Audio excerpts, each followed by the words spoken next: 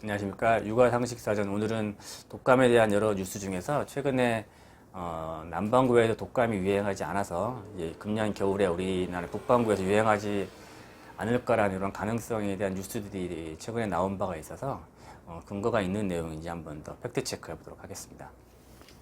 실제로 남반구에서는 올해 독감이 유행하지 않았다고 합니다. 그 조사 기관에 따라 통계가 조금 다르게 나오긴 하는데, 금년 보면 남반구에는 독감이 유행하지 않았다는 데는 의견이 일치하고 있습니다. 남반구에는 3월에서 5월 독감이 유행하고요. 북반구에서는 10월에서 11월, 12월, 1월까지 유행하게 되는데요.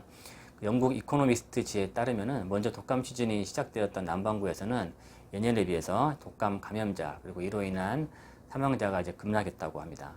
호주 같은 경우에는 2019년 같은 경우에 13만 2천 명이 진단을 받아서 430명이 사망을 했었는데, 이번 2020년 1월에서 6월 사이에는 2만 1,000명만 진단을 받고 36명만 사망했다고 합니다. 또 다른 조사에 따르면은 3월, 8월을 기준으로 보면은 2015년, 2019년 호주에서는 8만 6천 명의 독감을 진단을 받았는데, 이번에는 같은 기간 8만 6천 명의 진단을 받아서 130명이 사망을 했었는데, 금년 같은 기간 동안에는 627명만 진단을 받았고 1명만 사망할 정도로 급감했다고 합니다.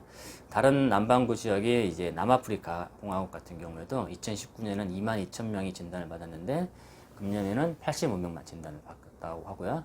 아르헨티나 같은 경우에는 좀 많습니다. 421만 명이 2019년에 진단을 받았는데, 2020년 금년에는 15만 1,000명만 진단을 받았다고 하고요. 칠레는 2019년에는 21만 명의 진단을 받았었는데, 금년에는 1,100명만 진단을 받았다고 합니다. 아주 이제 수치만 보면 급감한 게 확실하고요.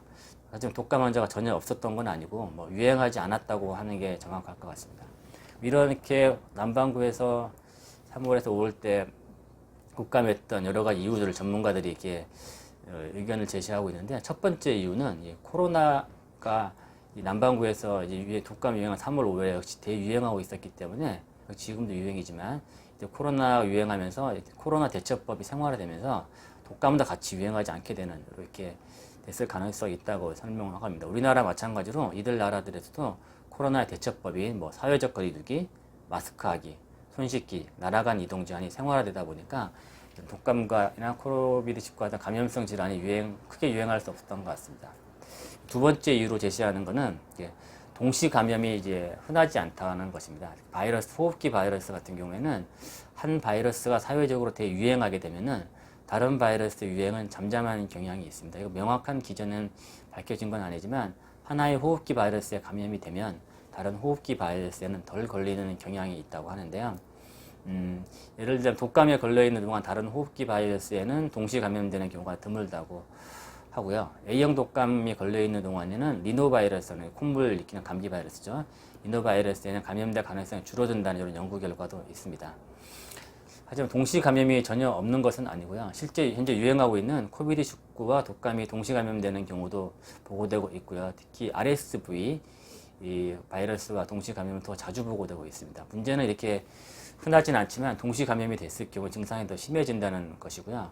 바이러스가 아닌 다른 합병증인 폐구균 같은 세균에 감염되는 경우는 또 드물지 않아서, 이런 경우에는 좀 더 위험해질 수 있죠. 그래서 요즘 독감 접종을 하시면서 폐렴구균 백신 접종도 같이 하실 것을 중요성이 강조되고 있는 것도 이런 이유라고 할 수 있습니다. 세 번째 이유는 독감 백신 접종을 남반구에서 열심히 했다는 것이죠. 현재 우리 북반구에서도 코비드19와 독감이 동시 유행하면 큰일 나는 것 때문에 독감 백신 열심히 하는 것처럼, 남반구에서도 3월, 5월 때 독감이 유행하기 전에 열심히 접종을 했다고 합니다. 호주 같은 경우에는 예년에 비해서 1.5배 가까이 접종을 많이 했다고 하고, 이것이 이번 독감이 유행하지 않은 한 이유라고 볼 수 있겠는데요. 지금 결론적으로 그렇다면 독감이 유행하지 않을 건데 과연 독감 백신을 이렇게 요즘 부족하다고도 하는데 접종을 할 필요가 없을까요? 앞서 말한 대로 정말 독감이 유행하지 않는다면 독감 백신 접종을 솔직히 적극적으로 권유할 필요는 없을 겁니다. 하지만 그건 미리 예측할 수 없기 때문에 접종하지 않아도 된다고 할 수는 없겠습니다.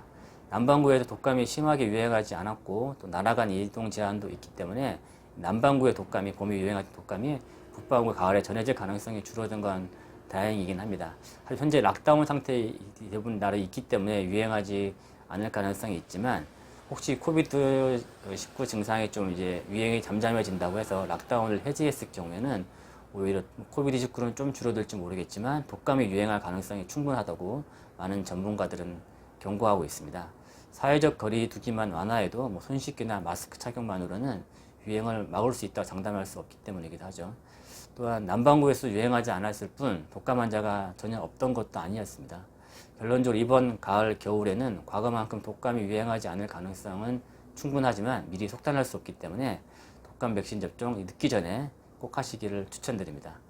감사합니다. 오늘 내용이 도움이 되셨다면 좋아요와 구독하기 부탁드립니다. 감사합니다.